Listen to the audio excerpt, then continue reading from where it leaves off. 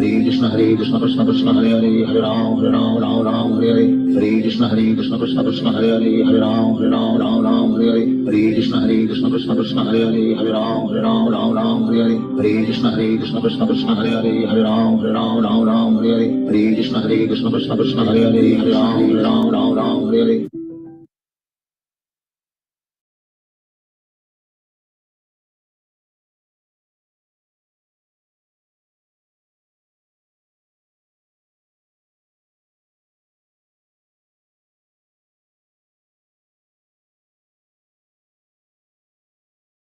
Yeah, Hare Krishna, Prabhuji and Mataji. So we'll start the class. I hope somebody else will join in course of the class. Otherwise, we just go ahead. And so we're doing chapter 14 today. It is called Gunatraya Vibhaga Yoga. So this chapter is very important for us to understand nature and Maya. I hope you can see my screen. Can you see my screen?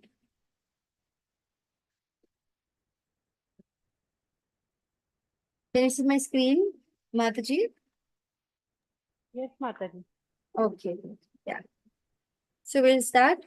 This is about the three modes of material nature and the three divisions of nature.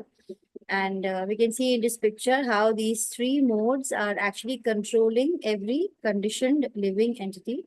We are all conditioned in three different ways.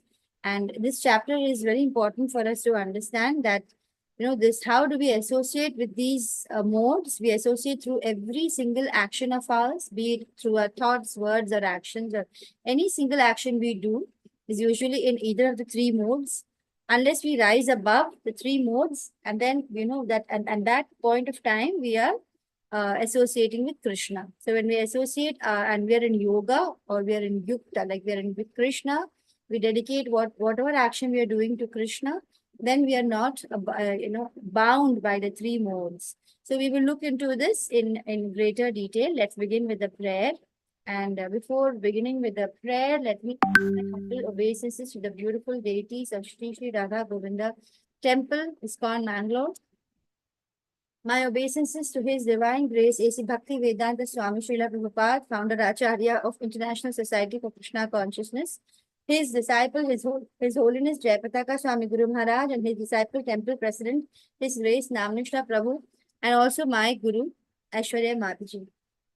नमः ओम विष्णु पादाय कृष्ण प्रेष्ठाय भूतले श्रीमते भक्ति वेदांत स्वामिन इति नामने नमस्ते सारस्वती देवी गौरवाणी प्रचारणे निर्विशेष शून्यवादी पाश्चात्य देशतारणे ओम अज्ञान तिमिरान्धस्य ज्ञानांजन शलाकया चक्षुरुन्मीलितं येन तस्मै श्री गुरवे नमः श्री चैतन्य मनोभीष्टं स्थापितं येन भूतले स्वयं रूपः कदा मह्यं ददाति स्वपदान्तिकम् वंदेहम श्री गुरु श्री युतपद कमलम श्री गुरु वैष्णवम च श्री रूपम सागर जातम सहगण रघुनाथान्वितं सजीवम साद्वैतम सावधूतम परिजन सहितम कृष्ण चैतन्य देवम श्री राधा पादन सहगण ललिता श्री विशाखान्वितं च हे कृष्णा करुणा सिंधु दीन बंधु जगतपते गोपेशा गोपिका कांता राधा कांता नमोस्तुते तप्त कांचन गौरांगी राधे वृंदावनेश्वरी वृषभानुसुते देवी प्रणमामि हरिप्रिये वाञ्छाकल्पतरुभ्यश्च कृपा सिन्धुभ्य एव च पतितानां पावनेभ्यो वैष्णवेभ्यो नमो नमः।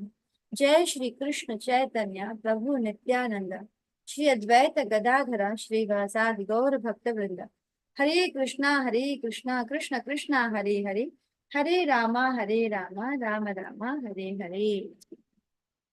So let's go back to chapter 13. If you remember, in chapter 13, we had looked in the beginning at Arjuna's 6 questions. What is Prakriti, Purusha, Kshetra, Kshetragya, Jnanam, and Gyeya?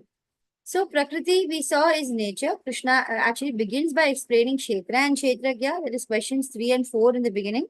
He talks about how Kshetra is the body and Kshetragya is the Jiva Atma. And then he says that there is another Kshetragya other than the Jivatma. So there is one more Kshetragya, and that is the Paramatma. So, and then there's a good description about the difference between the Jivatma and the Paramatma, and how there are the Mayavadi philosophers who try to think that they are both one and the same, whereas there is a huge difference. The Jivatma is Anu, and the Paramatma is Vibhu. He's all knower. He's present in all the living entities, and he is those appearing to be separate, existing in every living entity. He's actually one and the same, and he knows what's happening, and he's a Kshetragya of every single body, whereas we are the Kshetragya of only our own body. So we understood Kshetra and Kshetragya, and then we also understood what is Jnanam, Geyam, Prakriti and Purusha, that is nature and enjoyer. And we saw how Krishna is a supreme enjoyer. But Prakriti now in this chapter, Krishna will take, a greater efforts to explain Prakriti in more detail. That is, he will discuss the three types of Prakriti. And in the beginning, he will discuss and tell us about his association with Prakriti, which causes the very, existence of all of us living entities. So this was in chapter 13. We went through Jnana, Gyeya, object of knowledge, what is the process of knowledge and liberation, and all these in chapter 13. Now in 14, there are 5 divisions. This chapter is basically about the jailer Maya. She is the one who keeps us from going to Krishna, because that is Krishna's command to her. Krishna wants her to make sure that we are ready to go back to Krishna, and she will put lots of tests in front of us. Especially if we take to bhakti, then we will be tested many, many ways, very difficult to pass.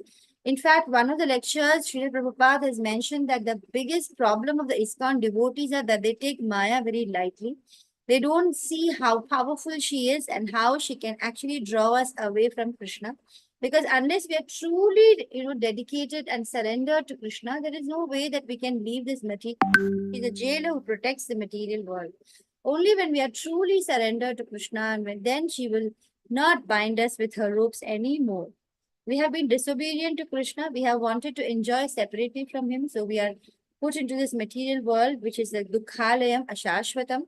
And here we have all these different kleshas, and an intelligent person will be able to recognize that this world is not a happy place. It's actually a painful place. And, we need to, in fact, try our very best to understand the way to get out of it and get out of the 3 modes, and how we can become pure devotees. Because once you become a devotee of the Lord, then Maya cannot touch us. She will be totally helpless. Yeah, Anjali Mataji, good evening. Thank you for joining. Hare Krishna, Virendra Prabhu. Hare Krishna Mataji. How Sorry. are you? It has been a long gap. I was just telling Jalpa Mataji how I have been traveling. I went to Kerala. I visited a number of temples. I went to Guruvayur temple. I went to a Narasimha temple. And Wow. one beautiful Krishna temple, where Krishna was in his, usually we see Krishna in the baby form. In this temple, Krishna was in his youthful form. And it was like Navanita Gadadhar, and Krishna was having some butter, and he was also having a gada. But it was like, his like how he was with gopis and gopal, that kind of young age. He was not fully grown also, but not a baby also. They're very beautiful, those temples are very nice. Beautiful Mataji. That is so beautiful. You stay in Coimbatore, right? Where do I you stay in Coimbatore. My parents are in Kerala. Oh, When I go there, they also use the opportunity and come. We travel to different temples. oh, beautiful. So yeah, it's been a long gap. Yeah, it's been a long gap this time. So Yeah. I think by the end of June, we'll be able to finish this level 2 class, and we will all be able to move on to level 3. And I'm not in a hurry. You take yeah, there's no need to be in a hurry. I took 1 year to move to level 2 itself. I was Yeah. level 1 on and on. So yes, you can just make sure you know the Gita well, and try to chant. So actually, when you chant 15, you can straight away take to level 5 and do Bhakti Shastri, where they will anyway repeat the Gita again. So Gita in more detail will be done. Or if you're not able to chant 16, that is, you can't give 1.5 to 2 hours into chanting, you're not ready for it, then you can go step by step, or you can repeat level 2 with another teacher. You can repeat level 1. So next batch, level 1, Ashura Mataji has requested me to do the 9 to 10 class. So I'll be doing So 9 to you 10. tell us. I don't mind doing that. I'm not in a hurry to go anywhere. I'll do with you. I'll be doing 18-day course from 9 o'clock every day from June 3rd to, I think, whenever the 18 days get over, 1 chapter per day. But 9 in the night, na? 9 in the night. That'll be So very, that's very good. Perfect. is it? Okay. Yeah. You tell whenever. I'm not in any hurry to go to any level, personally. I'm good. You can take time to understand. The Gita Yeah. is so beautiful. Anytime you listen to it, you still get something new to learn from it. Yeah, yeah. I want to do it with you whenever. No, but you must explore other teachers, and you should But not there's stick to one. time. No, I'm here. I'm alive for some time. I'll do it some year. Okay, sorry. Continue. All right. So chapter 14, I have just gone through these different, classification of the 5 divisions of chapter 14 sections. We will first look at the liberation and conditioning of the living entity. Why is it that we are conditioned in the first place? And then we will look at the description of the binding of the pure soul by 3 modes. The moment we are conditioned, we are also bound by 3 modes. And then we will look at the recognizing of the supremacy of a mode within a person. So then every person has got all 3 modes, but then there will always be supremacy of one of the modes based on the mode that we are mostly feeding. And then we will look at how action and death happens within the modes. In fact, our interactions with the modes are totally based on our actions in the 3 modes. And based on that, the death that will happen to us, whichever mode we are predominant, what follows death will be based on that.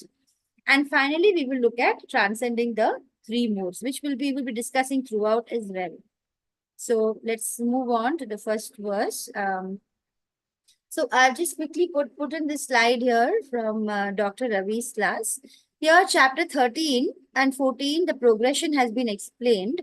Where in chapter 13, we looked at the living entity being Purusha and Krishna being the, Purushottama, and how we are entangled in the material nature of Prakriti. The reason is because of our desire to enjoy separate from Krishna, not realizing that we are part and parcel and that our Satchidanand Swarup is actually in full bloom when we are in association with Krishna alone. Sarvadharman Parityaja, with no other association, complete detachment from everything else and only attachment to Krishna. So that happens, and only then we are truly in our original position, which is not conditioned. So in chapter 14, he will continue explaining, after describing Purusha and Prakriti, he will explain more detailed Purusha and Prakriti's connection in the first few verses, how they work, how they are binding us. And the last verses, we will be seeing how they can be destroyed. 3 modes, how and to what extent we are bound, what is the impact of us being in a mode, and our death or after death, what's going to happen, and how it is what happens to us after death is very much based on the mode that we are predominantly in our lives. And is there a way to overcome or rise above the 3 modes? Ravi Prabhu has put in attendance, so if you can just put in attendance and then continue the class, that would be nice. So verses 1 to 4, living the liberation and conditioning of the living souls. So please put in your attendance. I'm just reading the verse 14.1 for you. Actually, in this chapter, Krishna begins the chapter. He starts explaining more about the Prakriti. So he says, what I'm going to tell you. Krishna says that what I'm going to tell you now is very, very important. It is the means by which great sages get liberation, and it is the means by which you can rise above the mode. So he's going to explain that now, and he will give an introduction. He will say why it is important for us to listen to what he's going to say. He'll say, Shri Bhagavan Vacha Param Bhuyah Pravakshami Jnananan Jnanamuttamam Yajñatva Munayah Sarve Param Siddhimito Gataha. So he says that again I shall now declare to you the supreme wisdom, the best of all knowledge. And when you know that, sages, when they know that, they attain the supreme perfection. So Krishna is just giving an introduction about the importance of the wisdom. And in this picture, anybody knows what is this picture? Who are these people? You can count and see there are 9 of these rishis. 1, 2, 3, 4, 5, 6, 7, 8. 9 rishis. Who are they? Anybody knows? No? And the king over here, so let's look at that. I've added that also. These 9 sages are actually the Nava Yogendras. They're the brother of Bharat Maharaj. And they have come on the request of King Nimi. So King Nimi was doing a sacrifice And when they do sacrifices, these kings, they call all the great sages, because to purify it and make the place more auspicious, they usually will invite great sages. And then when the sages come, they actually, King Nimi, he utilizes the opportunity to inquire about all the very important, crucial questions. And so if you're able to read the Bhagavata, this conversation between King Nimi and these Yogendras, there's a lot of information about, a lot of philosophical questions that we usually keep asking. And one of the questions was about how can we know the incarnations, in which the Yogendras have actually predicted very clearly the appearance of Chaitanya in Kali Yuga. That's Chaitanya Mahaprabhu as a incarnation where he will be hidden. It's a hidden incarnation where Chaitanya Mahaprabhu never declares that I am the Lord like Krishna does.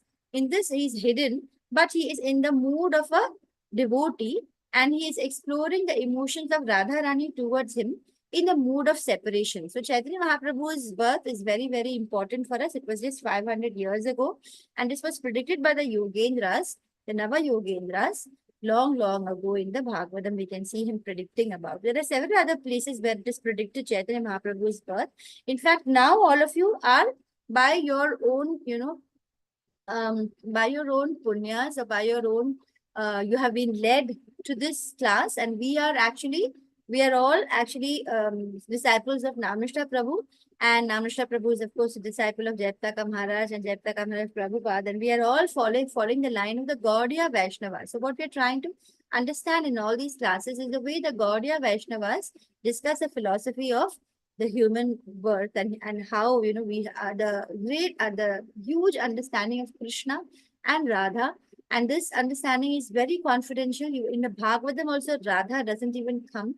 But, Radha is never mentioned in the Bhagavatam. It's very confidential knowledge. And in the Gaudiya philosophy, how we become totally, dedicated and surrendered to Radha and Krishna is what, as you go in this, as you explore this Gaudiya Vaishnava gurus, acharyas, their lectures, and later on, whenever you take initiation, what we're actually doing is we are becoming Gaudiya Vaishnavas, and we are following the philosophy that they are stating. In fact, the Bhagavad Gita as it is, I personally have found it the best, although, I have had a lot of disagreements with several people, and I have been asked not to argue, so I don't argue. But there are many lines of thought which go totally, against the very grain of the ISKCON philosophy. So, and when you come across such people, it is always better now that you're exploring this. Later on, of course, you can always decide to go on with this or not go on with this. But it is always a good idea to give it a full chance and really understand it deeply, because I can assure you from whatever I am learning, I'm still very much a very new student to this entire philosophy. But I find so much of beauty and depth in understanding Krishna and Radha, and looking at the whole way of falling in love with Krishna in so many different rasas. And it is very beautiful to be in that kind of close association with the Supreme Lord of the universe, Krishna. And I find it it is really worth the time and effort to understand this philosophy.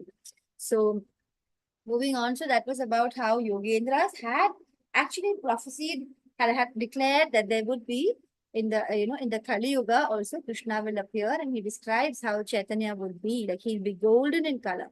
Chaitanya, whereas Krishna was like in the blue of the rain clouds which are just being formed, and Krishna was like was not standing straight like Rama, but he was bent in his position in so many different places, and he would play the flute, and he would enamor all the gopis and all these things. But at the same time, when we look at Chaitanya Mahaprabhu, he's in the mood of a devotee. He's golden colored. He's extremely also very good looking and very attractive. Chaitanya Mahaprabhu his basic idea was to create devotees and get them involved in the Sankirtan movement, where you really enjoy chanting. In the beginning, japa will be very difficult. It will be like a bitter medicine, because we are sick. Actually, we are all diseased. We are all diseased, and we are conditioned by this material world. And the only solution in Kali Yuga is to chant, because when you chant, these words are actually not coming from the material world. They're actually part and parcel of the spiritual world.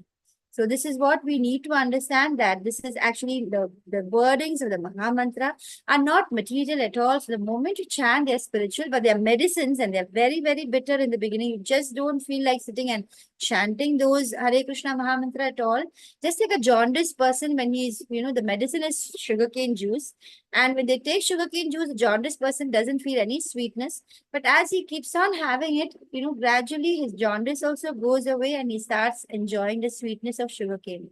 Similarly, as you go on chanting, in the beginning, it's so bitter and all thoughts come in your mind. You can't even focus. It's so, such a cumbersome thing to sit and chant.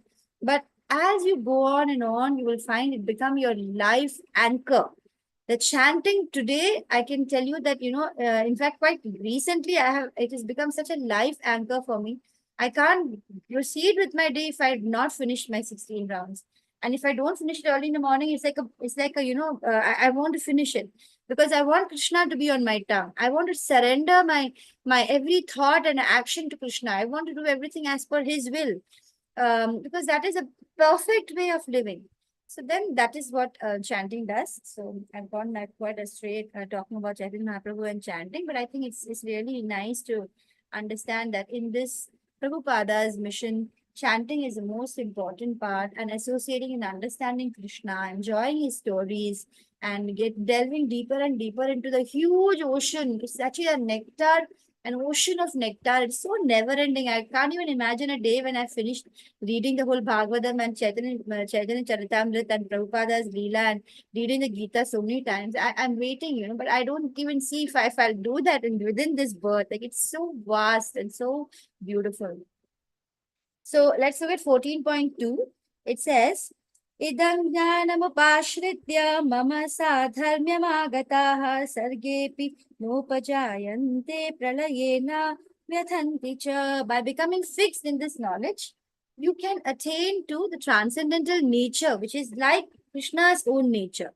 Thus, when you become established in Krishna's nature, then you will never be born again or disturbed at the time of dissolution. So you'll not be born when the creation happens and again be destroyed or get back into, not destroyed, you get back in the dormant state in Krishna's, in Lord Vishnu's body when the dissolution happens and again come out and Brahma again creates.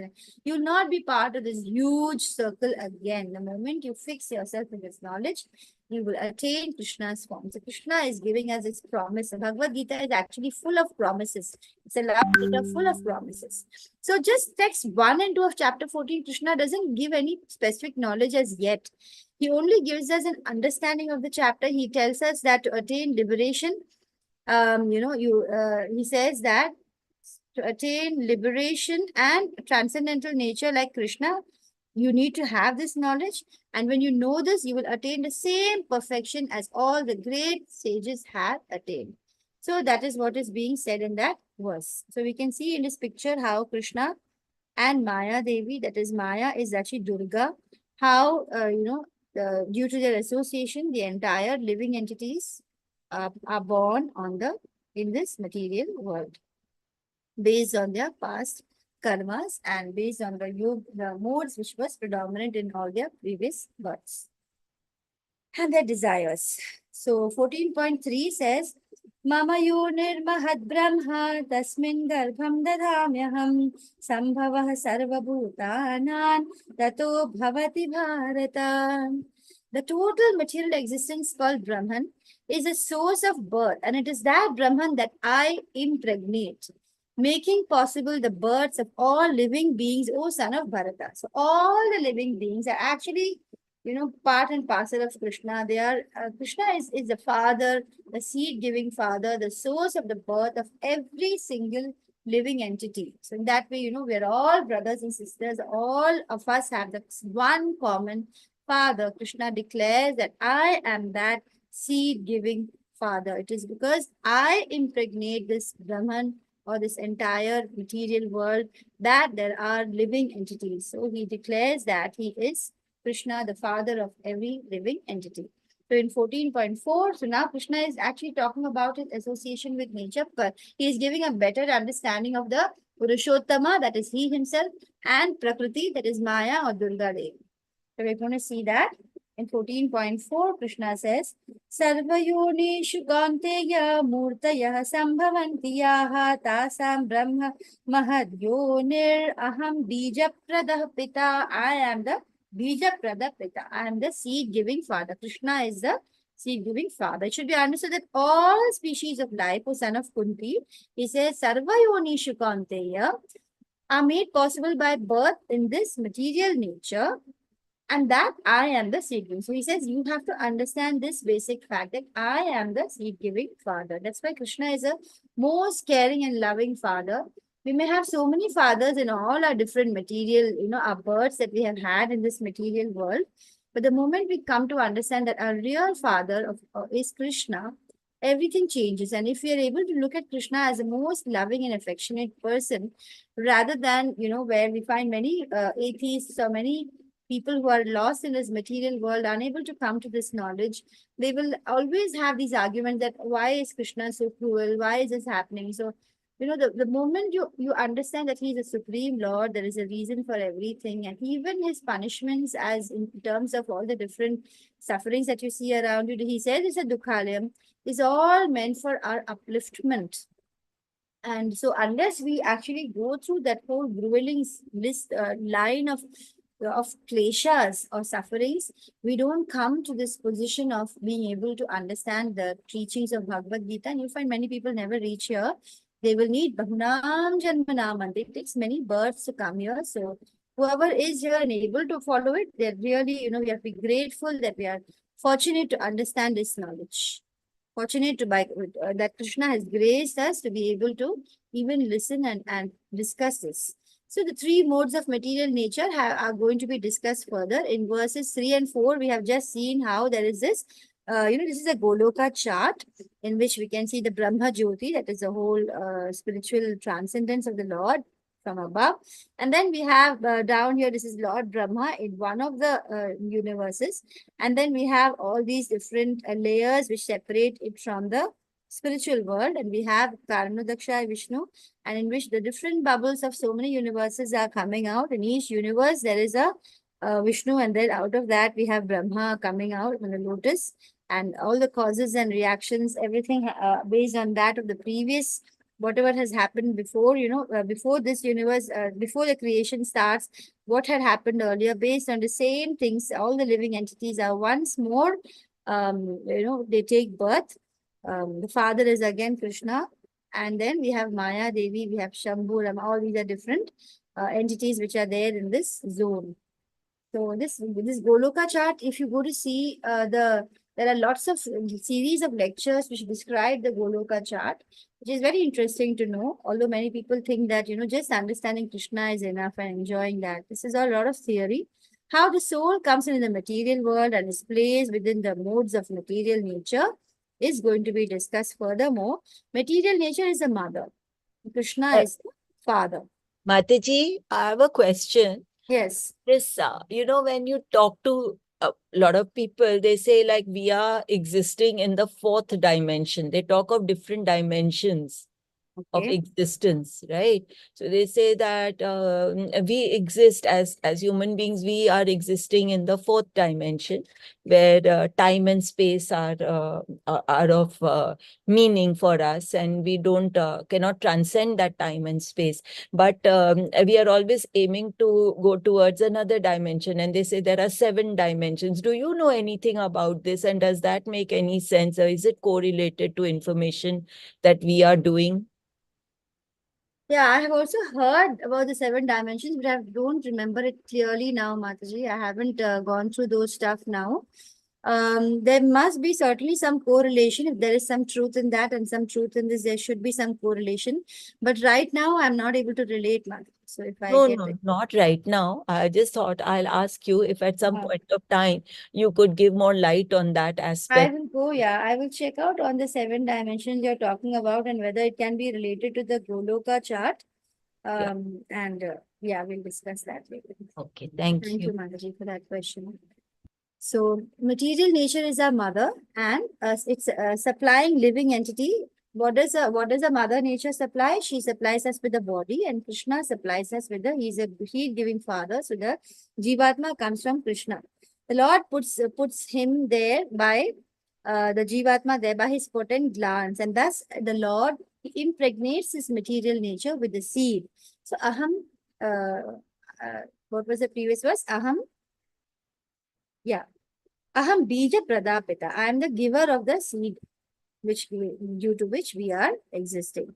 So that was what we have just seen. Now let's move on to the next section of this chapter, which is talking about the binding of the soul by the three modes. Why is it that we are bound? So let's look at that in 14.5. It's going to be just an understanding of the three gunas or modes, which I think many of you must already be knowing from level 1. Sattvagun, Rajogun and Tamogun. So we'll quickly go through them. Sattvam Rajastamam iti गुणाः प्रकृतिसम्भवाः निबध्नन्ति महाबाहो देहे देहिनमव्ययम्. So material nature has three modes. What are the three modes? Goodness, passion, and ignorance. When a living entity comes in contact with nature, the moment we want to enjoy separate from the Lord, we are immediately bound. We immediately get the body, and we have to take birth. And we are bound by the three modes. We are conditioned in three different ways. So how is a living entity conditioned? The word condition means control. What is it that is controlling us? Actually, we are an eternal living soul. We are transcendental. We have Satchidananda Gunas. But when we come in contact with the material world due to our selfishness or our desire or our enviousness for the Lord or a desire to be separate from Him, then we are immediately bound by these three modes. What are the three modes? Goodness, passion, and ignorance. So when we get conditioned, if I'm going too fast, let me know. But I was thinking that this is some knowledge which we know, so I'm going a little fast. So conditioned by the modes, the living entity is forced to act according to the modes. So, we see in 2-3 places, in chapter 5, also in chapter 18, how we think that we are the doer. We think that we are the ones who are doing everything. But actually, we are simply being carried on by the different modes, by our different karma phalas and all that. The actions that happen can never ever happen only because of our choice. It is always because the sanction of the Lord, because because of our past karmas and the choices that we are making, and because material nature has to make it practically happen. So unless all these three happen, it's not possible for anything to happen. So whenever you try to take responsibility and feel horrible that I have done this, or feel very proud that I have done this, it's a very Gita explains what it's a stupid way of looking, because never can anything happen only because of our wanting to it to happen. It has to be supported by material nature getting it done, and it has to be supported by the sanction of the Lord, and it has to happen based on the different past karmas that we have done, and our modes and our wishes and our choices and all that. So there's so much involved. So we can never say that what's happening is just because of me. So the living entity's actual nature is soul, and it is transcendental, Satchidananda Rupa. So we'll quickly look at these 14 points. Look at them one by one. Here, Krishna is going to talk about in 14.6. Tatra sattvam nirmalatvat prakasha kamanamayam sukha sangena badhnati jnana sangena janaga. O sinless one, the mode of goodness, being purer than the others, is illuminating. So what is the meaning of illuminating? We get knowledge. When we are in the mode of goodness, only and only can we get knowledge. In the other two modes, we are unable to accept knowledge, because either we are greedy and running after material passions and desires, which cannot allow us to approach at all this knowledge, or we are in ignorance, where we in fact think that this knowledge is wrong, and we think of what is scriptural knowledge as wrong and what is non-scriptural knowledge as right. And so we are in the total ignorance. We are in darkness. So it's called the mode of darkness or ignorance. But when we are in Sattvagun, it's illuminating. It frees us from sinful reactions when we, understand this knowledge. So those situated in this mode of goodness, they develop knowledge. But then there's a big problem. They also cannot be liberated. Why? Because they are conditioned by the concept of happiness. Instead of being conditioned by, or instead of being focused on the fact that I am part and parcel of Krishna and my job is to somehow find my way back to where I truly belong, I don't want to be bound by this body, and I want to be to understand my true constitutional position and serve Krishna, and completely selflessly, with not even the motive of I don't want to be bound, and so I want to be a free soul and liberated. Not even that. I just want to be of service. So that is the selfless way when you approach Krishna and surrender to Him. That is when you are in real knowledge, that is when you're in Shuddha Sattva, that means pure goodness. But otherwise, in this goodness, when you're doing good things, you are illuminated, you get the knowledge, but then you get stuck in this world because you are attached to the happiness associated with the knowledge. The very fact that you have the knowledge makes you feel very happy, and then you're attached to that happiness. And so you get conditioned. You have to take birth. Of course, you will take birth as a human being or in higher planets and enjoy because of all the pious deeds that you have done.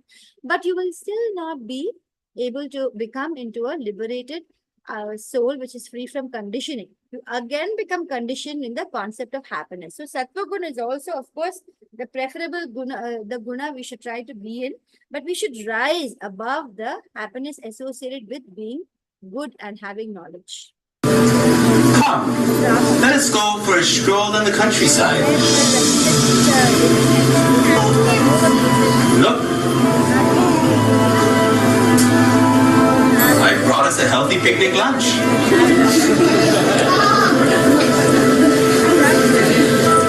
The air is clean here, so peaceful. Here we can get away from the agitating elements of the city. So here basically we can see how the mode of goodness is inviting us to enjoy fresh air, to have juice, to have fresh healthy food, to go for picnics and to do the things which are good for us. So the mode of goodness actually is something which makes us do good things and right things and make us feel good and happy about it. Now let's look at 14.7, which talks about what happens when you're in the Rajogun. What is our mood when we are in Rajogun?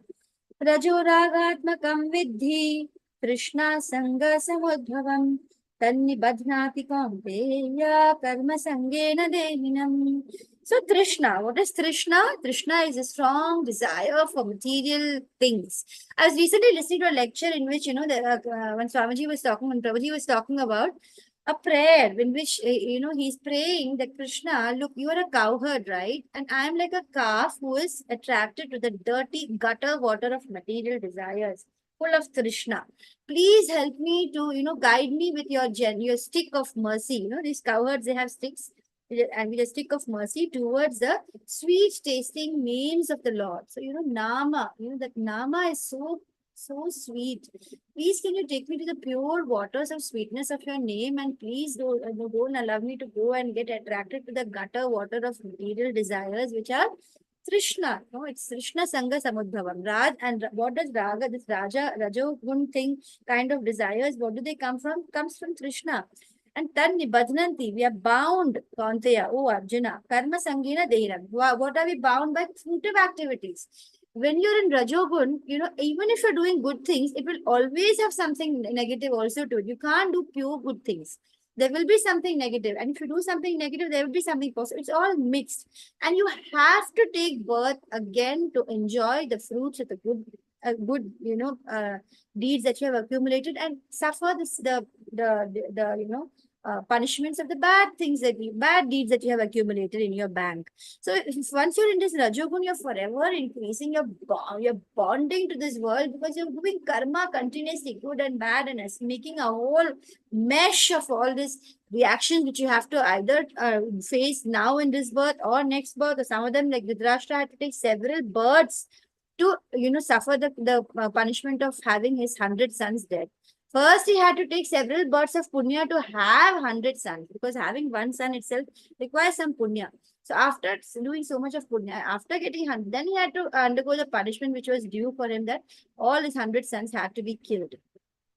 So we become enmeshed, and we have to take multiple births in which we further make more and more fruitive activity. So this is actually basically the earth is a place of Rajogun. Most people are just getting more and more bound here because they will constantly stay in Rajogun till they understand the Gita. What are you doing, man? Out there working on your tan? Monday's the honey Sunday! I bet you forgot about Susie, didn't you? You're supposed to take her to Vegas this weekend. Lose your money, Vegas. You'll be rich. You'll reach the top. Just one hitch. You just got stuck. Just get it. really nice. I had got the children to enact it where you have Rajogun coming in this red dress, and Rajogun is attracting us, telling us, hey, look, there's so much of money here, so much of fun. Let's go to Las Vegas. Let's have a lot of fun. And so, it's attracting us. Let's go to, you must try to reach the top, and, all different sorts of, either you want to be a top, if you're a student, top of the class, if you're in your workplace, you want to be on top there, you want to earn more and more money, you want to fulfill all your material desires, you work day and night like a mad person just to fulfill your basically sex desire. So among all the desires, the highest and most alluring and difficult to overcome is sex desire. So people spend day and night working just to accumulate money so as to they can fulfill their desires, the most prominent of which is sex. Now let's look at the Tamogun. The Tamogun, the verse goes like this. It says, Tamaspajnanadam vidhi mohanam sarvadehinam pramadalasya nidrabhihi tannibadhnati bharata. So it says that the mode of ignorance causes the delusion of all living. The mode of ignorance keeps us in delusion. Krishna sees that the person is not interested in Krishna. He will not even allow him to have a glimpse of this knowledge. And then what is the result? The person will be in the mode of madness, all the time lazy, all the time sleeping, and he becomes totally conditioned. And he has to certainly not just take birth, he has to take birth most, in lower planets, in lower, either animals, plants or trees, or even further lower in the demoniac planets, which are below the...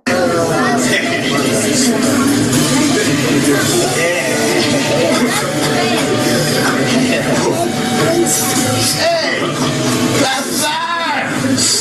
That's that, man!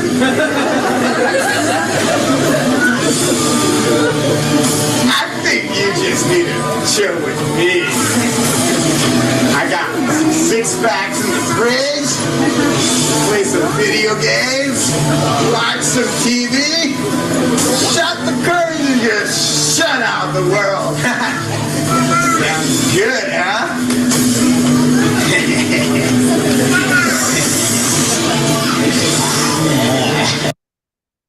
So here we have seen how when you're in the mode of ignorance, most, children who are not in Krishna consciousness. That's why, I really want to make it my life mission to spread Krishna consciousness among children.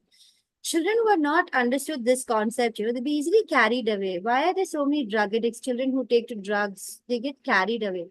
Children who take to alcohol, who take to illicit sex, or just they take to, premature, they're still not ready for it and they go in for it. And, they are like basically in madness, intolerance, and they are in darkness. And the reason is that they don't have the knowledge. And as you can see here, the mode of ignorance, he lures you, he wants to make you forget the world. And that is the main idea of all intoxications and addictions.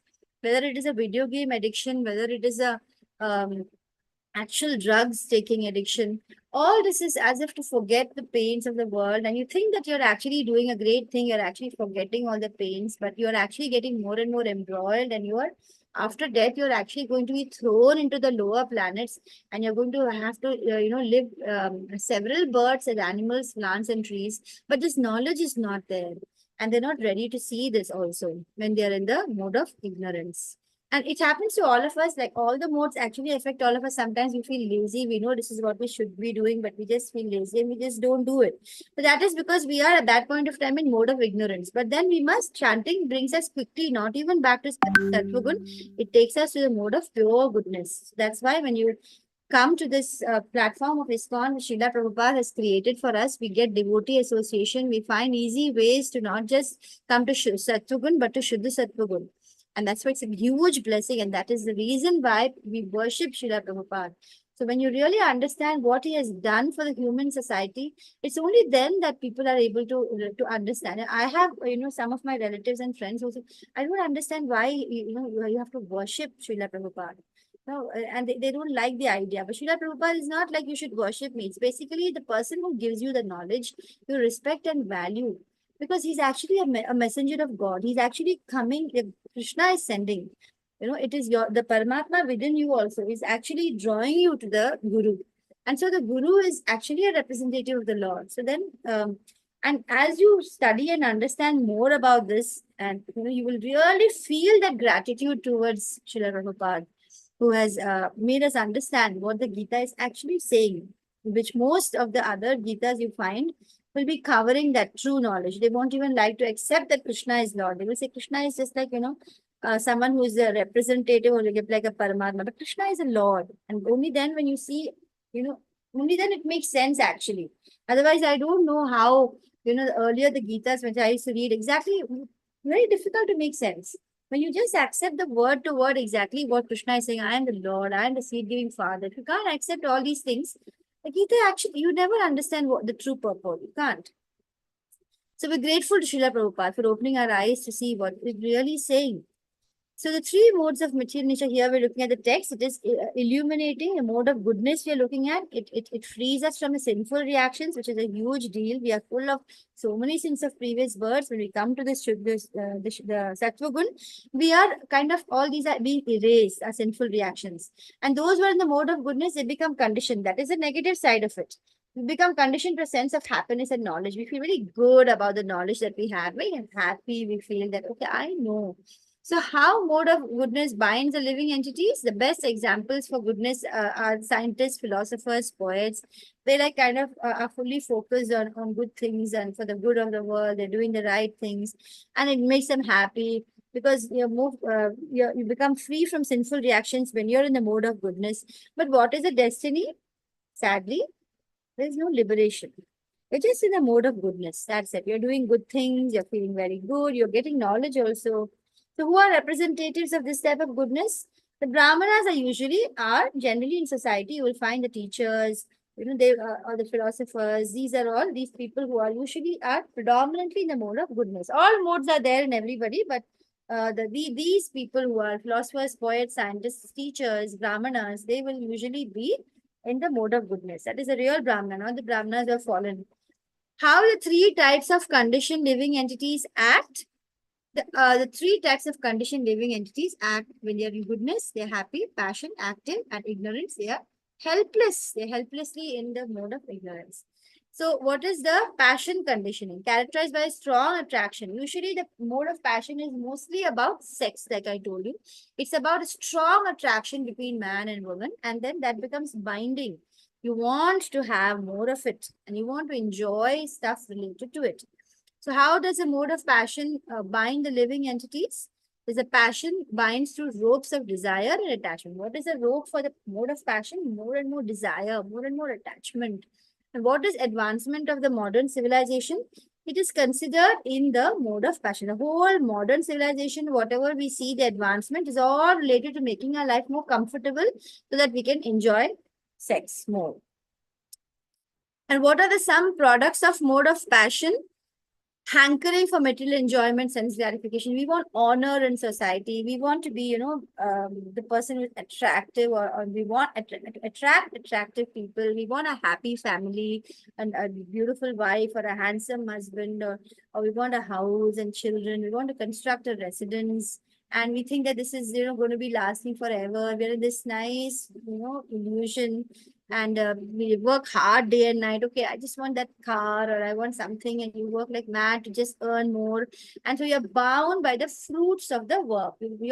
Every work you're doing is for some material fruit or to fulfill some material desire. What is the destiny of such a person who is conditioned by passion?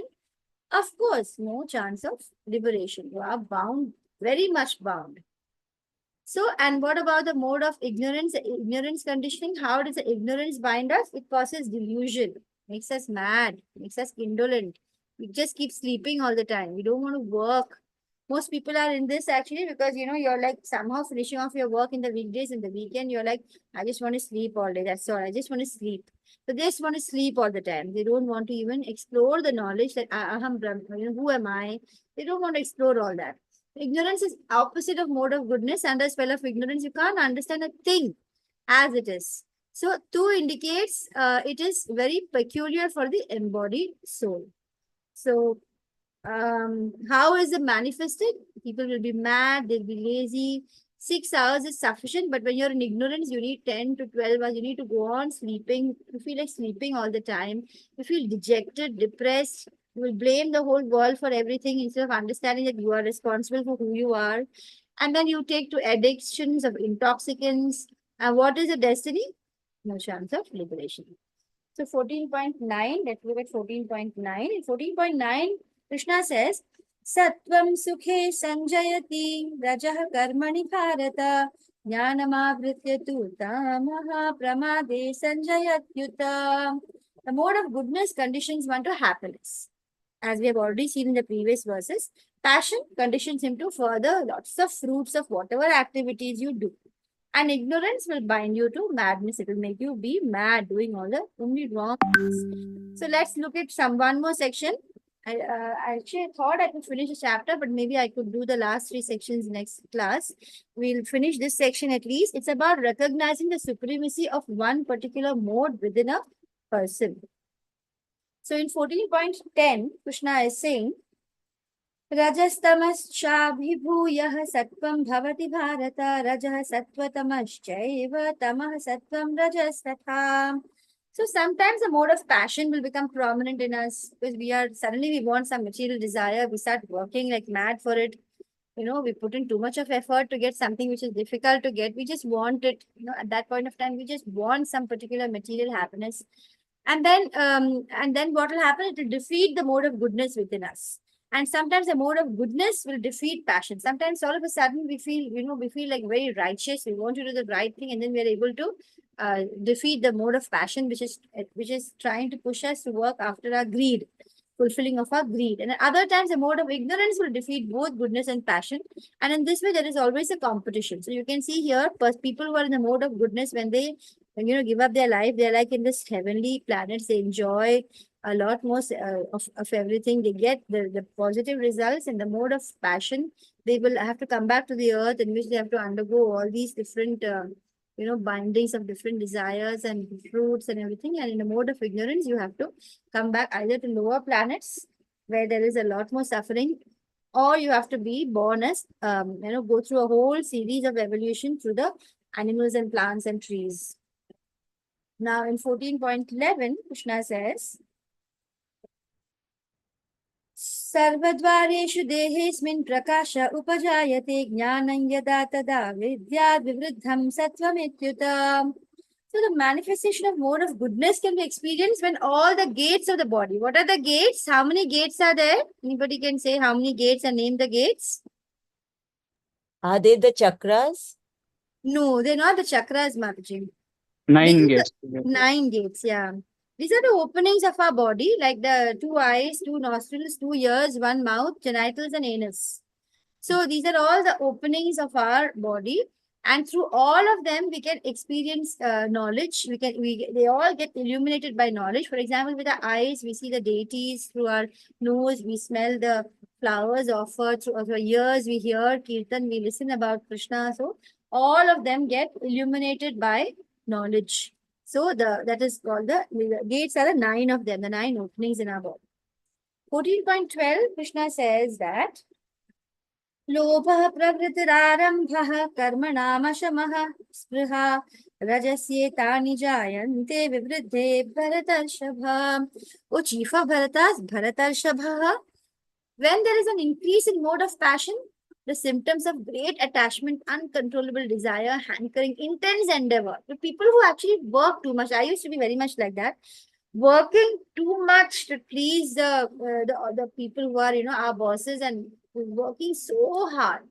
That is called basically an uncontrollable desire or a hankering, an intense endeavor. It's not really needed. It's not needed. Krishna tells us there's no need.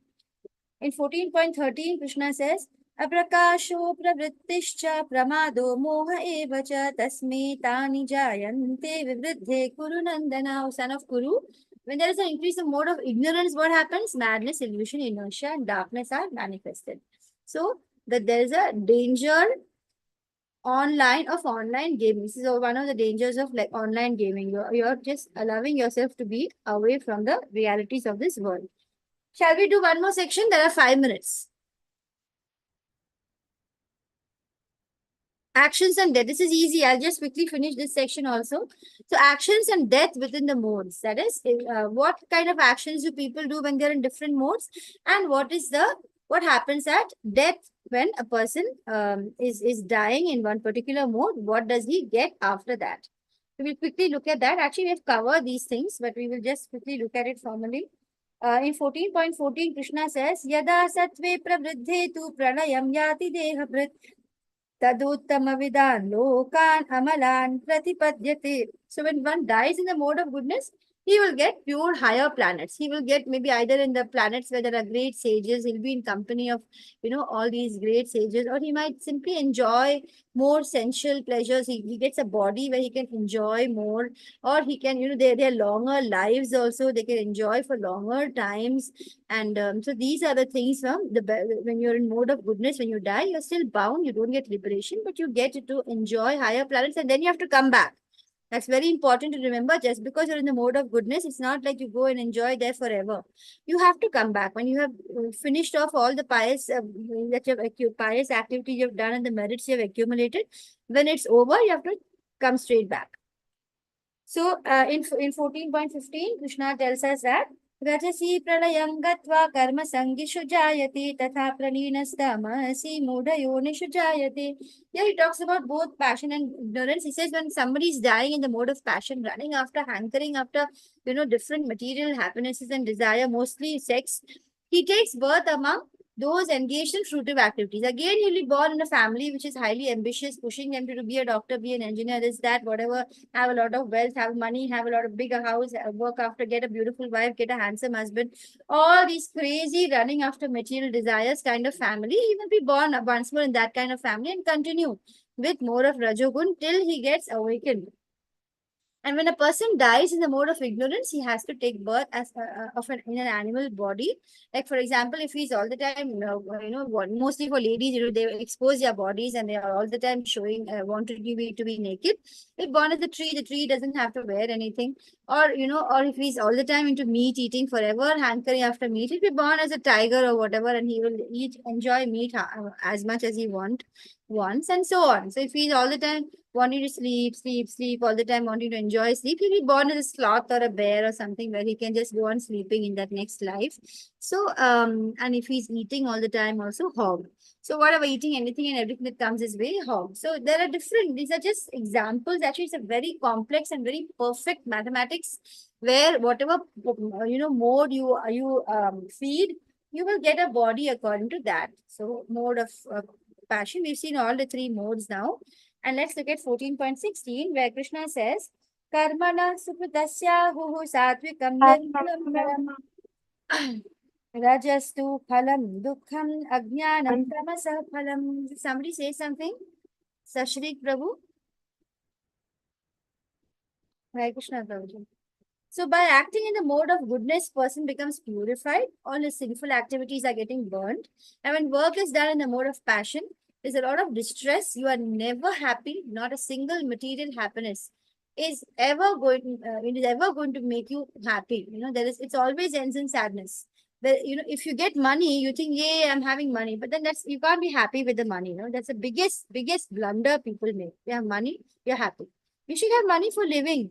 You need to have money to keep your body and soul together so you can perform your devotional services. But if you keep on storing and hoarding money, it's not going to give you any happiness. Actions performed in the mode of ignorance result in foolishness. Is anybody saying something? Hare Krishna? I can hear some sound in between. So you can see in these here you can see construction. People in the mode of goodness want to construct more temples and religious places so that people will be in association with Krishna and will be in yoga. And so they know what is true knowledge is to simply understand Vasudeva Sarvamiti, and that's where their interest lies. But those who are in the mode of passion, they want to kind of go on building more and more skyscrapers, big buildings, big houses, and they want the slums are increasing, not bothered by that. They just want to keep on doing more and more such constructions. And those who are in mode of ignorance will build something like this stupid, where you can't even enter that staircase or something stupid they'll be doing. Those who are in the mode of ignorance. We just finished 17 and 18 for today. In 17, we can see Krishna is telling us, Sattvat sanjayate jnanam rajaso lobha evacha pramada moha tamaso bhavato jnanam evacha. From the mode of goodness, real knowledge will develop. When you're in the mode of passion, grief will develop.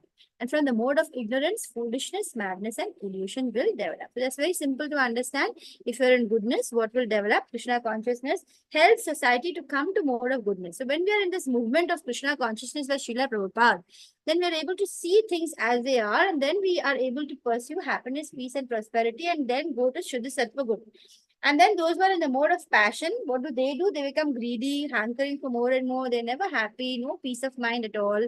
And those who are in the mode of ignorance, they have no knowledge, they're very irresponsible. They do all the wrong things. They cannot see things as they are at all, and they're distressed, and they take share of intoxications like these video games, computer games, drug addictions, and so many varieties of intoxications and addictions. They take shelter of all that because they have no knowledge. In 14.18, this is the last verse of this session, and then I think next week we can start off chapter 15 because there's actually very little left. Urdhvam gacchati sattvastha madhye tishtanti rajasaha jaghanya gunavritha adho gachanti tamasaha.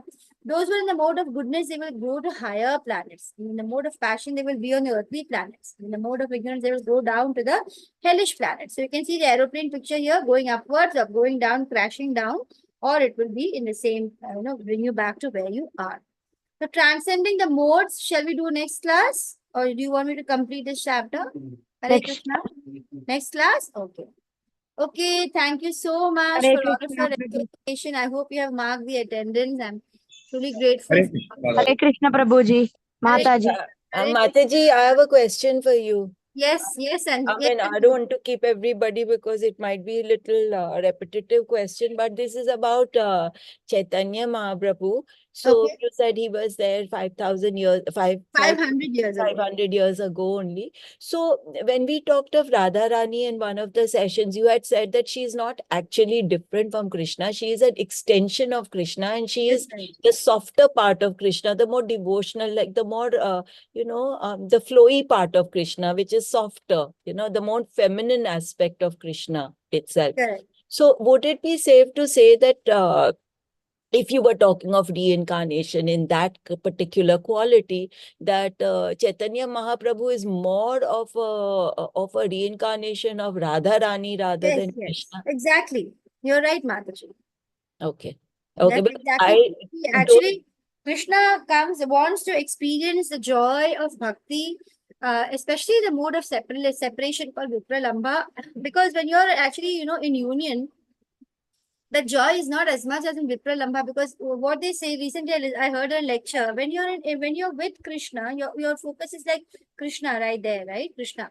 But then when Krishna is not there and you're in the mode of separation, you see Krishna everywhere. Everything you reminds you of Krishna. So there are, the beautiful descriptions which come with that. So when you're in the mode of separation, you actually experience more pleasure in that pain of separation rather than the pleasure of union. So that is the reason why Krishna wants to understand how Radha is so happy, like in the earlier, when he was came as Krishna, and of course Radha is also his own extension. It's his pleasure potency, it's his internal energy. He wants to experience that joy, and so he comes as Chaitanya Mahaprabhu, in which he is totally in the mood of Radharani. Yeah. Okay. Okay. Thank you so much. Hare Krishna, Mataji. Hare Krishna, Radhe Radhe. Radhe Radhe, Hare Krishna. Thank Jai you. Shri Manare. Vanchakalpatarubhyascha kripa sindhubhya eva cha patitanam pavanebhyo Vaishnavebhyo namo namaha. Please join me on Thursday again. We will complete chapter 14 and hopefully begin chapter 15 also. It's a very important chapter. 15 is a chapter which most people really learn by heart. It's a very famous chapter. It talks about how the entire material world is a reflection of the spiritual world. And so we'll go through that. We'll see how, there's a beautiful imagery there of how the material world is like the reflection of an inverted tree. And there's a lot to explore there. I'm also still trying to understand, so I would love to explore it with you. Hare Krishna. Thank you, Mataji, everybody. sorry, I'm not letting you go. 1 minute more. Okay, tell me. I don't want you to go just now. Wait. So even about these chakras, when we are talking of chakras, and they are also the openings of, and they are the powerhouses of support to our basic Correct. endocrine organs, not only on a physical realm, but also with the koshas on different etheric level, intellectual level, emotional level, spiritual level. All this, the chakras, they're the subtle aspects of the nadis, right? Where the intersection of the nadis is.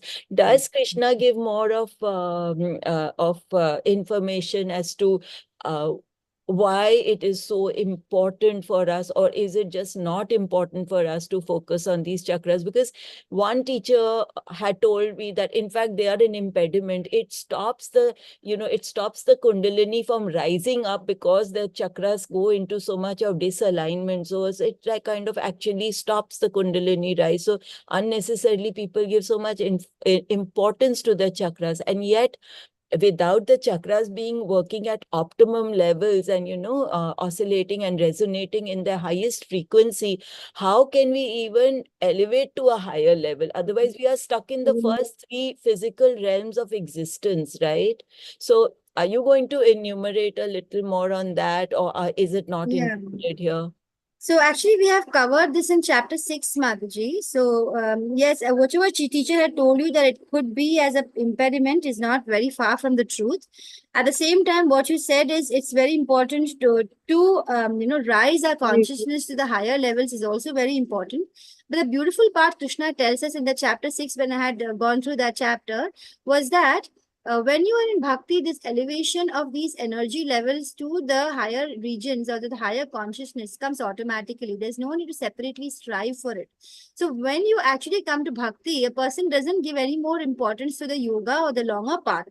So this Ashtanga yoga and this focusing on the chakras and rising our consciousness from the Mooladhara up to the Sahasrara chakra and working on that, and actually, like you said, these openings and having each of these energies fully, which are actually blocked by different kind of anarthas, and how opening them up and working on that, consciously by controlling your senses. It's actually kind of an artificial method. Krishna says, when you have love for me, Sarvadharman Parityaja Mameka Sharanam Raja. The moment you come to Krishna and complete surrender, actually the bhakta is already in the samadhi platform, which is the highest platform which a yogi can attain. And when the yogi actually attains that highest platform, what he gets is love for God. That is the final result, which the bhakta already gets, right? So that's the reason why when we come to bhakti yoga, we don't give any more stress on these different yogas, these different ashtanga yoga method of focusing on the raising of the energy level and purifying each of the chakras and all that.